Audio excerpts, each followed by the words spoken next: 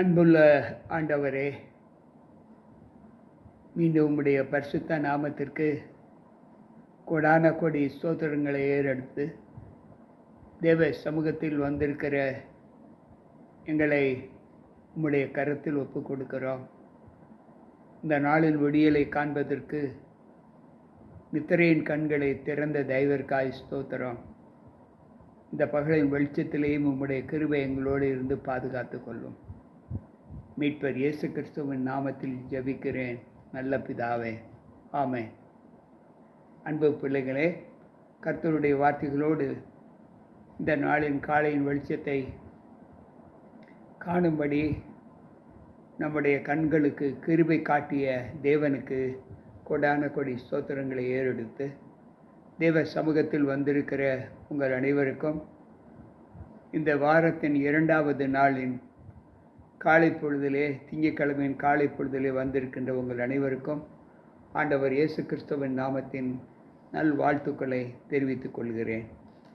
இன்றைக்கு நாம் 84வது சங்கீதத்திலிருந்து ஒரு நல்ல சத்தியத்தை நாம் தியானிக்கப் போகிறோம். அந்த வசனம் என்னவென்றால் 84வது சங்கீதம் 10:11வது வசனம். 1000 நாளை பார்க்கிலும் உமது பிரகாரங்களில் செல்லும் ஒரு நாள் நல்லது. ஆகாமிய கூடாரங்களில் வாசமாய் இருப்பதை பார்க்கிலும் என் தேவனுடைய ஆலயத்தின் வாசல்களில் காத்திருப்பதையே தெரிந்து கொள்ளுவேன். தேவனாகிய கர்த்தர் சூரியனும் கேடகமும் ஆனவர். கர்த்தர் கிருபையையும் மகிமையையும் அருளுவார். உத்தமமாய் நடக்கிறவர்களுக்கு நன்மையை வழங்காதிரார். சேனைகளின் கர்த்தாவே, உம்மை நம்பியிருக்கிற மனுஷன் பாக்கியவான் என்று இந்த 84வது சங்கீதத்திலே அவர் தன்னுடைய வார்த்தைகளை முற்றுப்பெறச் செய்திருக்கிறார். தேவனுடைய வாழ்க்கையில் அவர் நமக்கு காட்டுகிற கரிசனை, அன்பு, தயவு, இரக்கம் இவைகள் எல்லாவற்றை பார்க்கிலும் நாம் அவருக்கு கடனாக செய்கிற காரியங்கள் என்ன என்றால், நாம் 1000 நாளை பார்க்கிலும் உமது பிரகாரங்களில் செல்லும் ஒரு நாளே உத்தமம் என்று சொல்லுகிறார். நாம் இந்த லோகத்தில் 1000 நாட்கள் வாழ்வதை காட்டிலும் தேவனுடைய ஆலயங்களில் ஒரு நாள் வாசமாய் இருப்பது நமக்கு நல்லது என்று ஆண்டவர் சொல்லுகிறார்.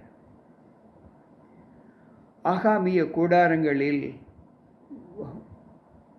வாசமாய் இருப்பதை பார்க்கிலும் என் தேவனுடைய ஆலயத்திற்கு பிரகாரங்களில் காத்திருப்பதையே தெரிந்து கொள்ளுவேன் என்று சொல்லுகிறார்.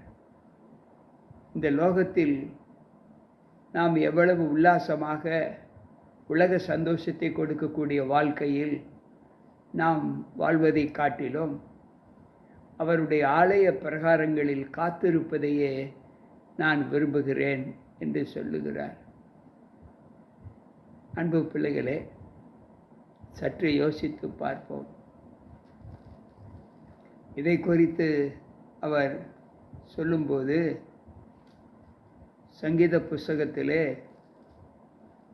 34வது சங்கீதம் 9வது வசனத்திலே அவர் சொல்லுகிற வார்த்தை என்ன என்றால், தேவனுக்குள் வாழ்கிற அந்த வாழ்க்கையின் பிரதிபலன்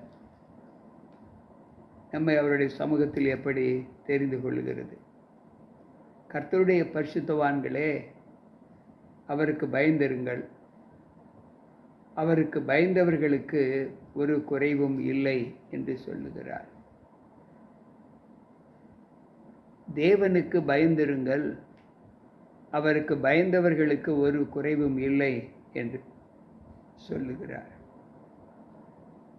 அதே 34வது சங்கீதம் 11வது வசனம் சொல்லுகிறது, பிள்ளைகளே வந்து எனக்கு செவிகொடுங்கள், கர்த்தருக்கு பயப்படுதலை நான் உங்களுக்கு போதிப்பேன். அன்பானவர்களே, நம்முடைய ஒவ்வொரு நாள் ஜீவிதமும் ஆண்டவர் பக்கம் அவருக்கு கீழ்ப்படிந்து நடக்கக்கூடிய ஒரு அனுபவத்தை நமக்கு சுட்டி காண்பிக்கிறது. அவரை அண்டி ஜீவிக்கிறவர்களுக்கு ஆசீர்வாதங்களை ஆண்டவர் கொடுத்து கொண்டே இருப்பேன் என்று வாக்கு கொடுக்கிறார். மேலும் அவர் சொல்லுகிறார், உங்கள் தேவனாகிய கர்த்தரே உங்களுக்கு சூரியனும் கேடகமுமானவர். கர்த்தர் கிருபையையும் மகிமையையும் அருளுவார். உத்தமமாய் நடக்கிறவர்களுக்கு நன்மையை வழங்காதுகிறார் என்று சொல்லுகிறார். நம்முடைய தேவனாகிய கர்த்தர் தான் நமக்கு சூரியனும் கேடகமுமாய் இருக்கிறார் என்று சொல்லப்பட்டிருக்கிறது. ஏசாயா தீர்க்கதரிசியின் புஸ்தகம் 60வது அதிகாரம் 18, 19, 20 வசனங்களிலே அவர் சொல்லுகிற வார்த்தை, இனி சூரியன் உனக்கு பகலிலே வெளிச்சமாயிராமலும் சந்திரன் தன் வெளிச்சத்தால் உனக்கு பிரகாசியாமலும் கர்த்தரே உனக்கு நித்திய வெளிச்சமாவார். உன் தேவனே உனக்கு மகிமையுமாயிருப்பார். உன் சூரியன் இனி அஸ்தமித்து போவதில்லை, உன் சந்திரன் மறைவதும் இல்லை. கர்த்தரே உனக்கு நித்திய வெளிச்சமாயிருப்பார். உமது துக்க நாட்கள் முடிந்து போகும் என்று சொல்லுகிறார். இரவில் படுத்து பகலின் வெளிச்சத்தை காணக்கூடிய விருப்பம் இன்றைக்கு நம் எல்லோருக்கும் உண்டு. ஆனால் கர்த்தர் நமக்கு சூரியனும் கேடகமுமானவர்.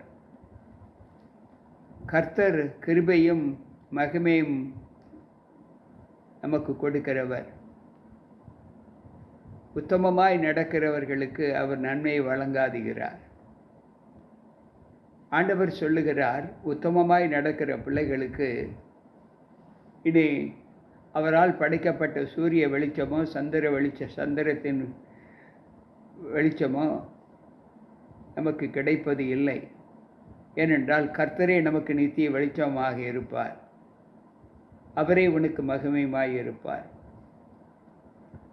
உனக்குள் இருக்கும் அந்த சூரியன் ஆண்டவர் கர்த்தர்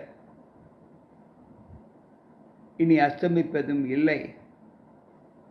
உன் சந்திரன் உனக்கு இனி மறைவதும் இல்லை. கர்த்தரே உன் வாழ்க்கையில் எப்பொழுதும் நித்திய வெளிச்சமாய் இருப்பார். எனவே நீ படுகிற அந்த துக்க வாழ்க்கை இனி இருக்காது என்று சொல்லுகிறார். அன்பு பிள்ளைகளே, சற்று யோசித்து பார்ப்போம். கர்த்தருடைய வார்த்தைகளை ஏற்று நடக்கிற பிள்ளைகளுக்கு, உத்தமமாய் நடக்கிறவர்களுக்கு அவர் நன்மையை வழங்குகிற தேவன் என்று வேதம் சொல்லுகிறது. மேலும் மல்கியாவின் புஸ்தகத்திலே 4வது அதிகாரம் 2வது வசனத்தை வாசிப்போம் என்றால், ஆனாலும் என் நாமத்துக்கு பயந்திருக்கிற உங்கள் மேல் நீதியின் சூரியன் உதிக்கும், அதன் செட்டைகளின் கீழ் ஆரோக்கியம் இருக்கும். நீங்கள் வெளியே புறப்பட்டு போய் கொழுத்த கன்றுகளைப் போல வளருவீர்கள். உத்தமமாய் நடக்கிற பிள்ளைகள், ஆண்டவருடைய வளாகத்திலே தங்களை ஒப்பு கொடுக்கிற பிள்ளைகள், அவருக்கு பயந்திருக்கிற பிள்ளைகள் மீது நீதியின் சூரியன் உதிக்கும் என்று சொல்லுகிறார். நீதியின் சூரியன் ஆண்டவராக இயேசு கிறிஸ்து என்று நாம் படித்தோம். 84வது சங்கீதம் 11வது வசனத்திலே. அதன் செட்டைகளுக்குள் ஆரோக்கியம் இருக்கும். நீங்கள் வெளியிலே புறப்பட்டு போய் கொழுத்த கன்றுகளைப் போல வளருவீர்கள் என்று சொல்லுகிறார். என்ன ஒரு ஆசீர்வாதத்தை ஆண்டவர் நமக்கு கொடுக்கிறார். நன்மை செய்கிற நாம், அவருக்கு பயந்து நடக்கிற நாம், உத்தமமாய் நடக்கிற நாம் அவரால் இப்படிப்பட்ட ஆசீர்வாதத்தை பெற்றுக்கொள்ளுகிறோம் என்று வேதம் சொல்லுகிறது. வேதாகமத்தின் கடைசி புஸ்தகமாகிய வெளிப்படுத்தின விசேஷம் 21வது அதிகாரம் 23வது வசனம் இப்படி சொல்லுகிறது: நகரத்திற்கு வெளிச்சம் கொடுக்க சூரியனும் சந்திரனும் அதற்கு வேண்டுவது இல்லை. தேவனுடைய மகிமையே அதை பிரகாசிப்பது, ஆட்டுக்குட்டியானவரே அதற்கு விளக்கு என்று சொல்லுகிறார். அந்த நகரத்திற்கு வெளிச்சம் கொடுப்பதற்கு அங்கு சூரியனும் சந்திரனும் வேண்டுவதில்லை. தேவனுடைய மகிமையே அதை பிரகாசிப்பித்தது, ஆட்டுக்குட்டியானவரே அதற்கு விளக்கு என்று சொல்லுகிறார். அன்பு பிள்ளைகளே, நாம் சற்று யோசித்து பார்ப்போம். ஒவ்வொரு நாளும் தேவ அனுகூலத்தில் வாழ்ந்து வருகிற நாம் கர்த்தருக்கு உத்தமமாய் நடக்கிற ஒரு அனுபவத்தை நாம் பெற்றிருப்போம் என்றால், அந்த அனுபவத்திலே நமக்கு கிடைக்கக்கூடிய ஆசீர்வாதங்கள் என்ன என்பதை நாம் அறிகிறோம். ஆதியாகமம் 15:1 இப்படி சொல்லுகிறது: இந்த காரியங்கள் நடந்த பின்பு கர்த்தருடைய வார்த்தை ஆபிரகாமுக்கு தரிசனத்தில் உண்டாகி, அவர், ஆபிரகாமே, நீ பயப்படாதே, நான் உனக்கு கேடகமும் உனக்கு மகா பெரிய பலனுமாய்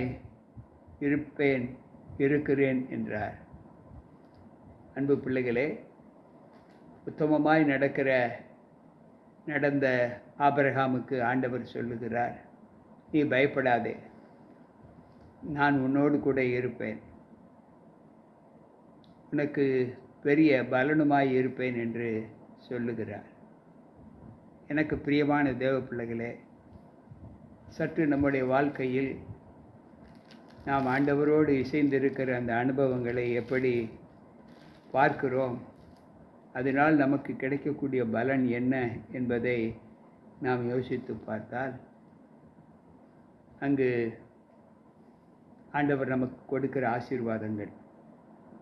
நீதிமொழிகளின் புஸ்தகம் 16வது அதிகாரம் 32வது வசனம் சொல்லுகிறது: பலவானை பார்க்கிலும் நீடிய சாந்தம் உள்ளவன் உத்தமன், பட்டணத்தை பிடிக்கிறவனை பார்க்கிலும் தன் மனதை அடக்குகிறவன் உத்தமன். அன்பு பிள்ளைகளே, உத்தமமாய் நடக்கிற பிள்ளைகளுக்கு நன்மையை வழங்காதீரார். உத்தமன் யார் என்றால் பலவான் அல்ல, நீடிய சாந்தம் உள்ளவன் உத்தமன்.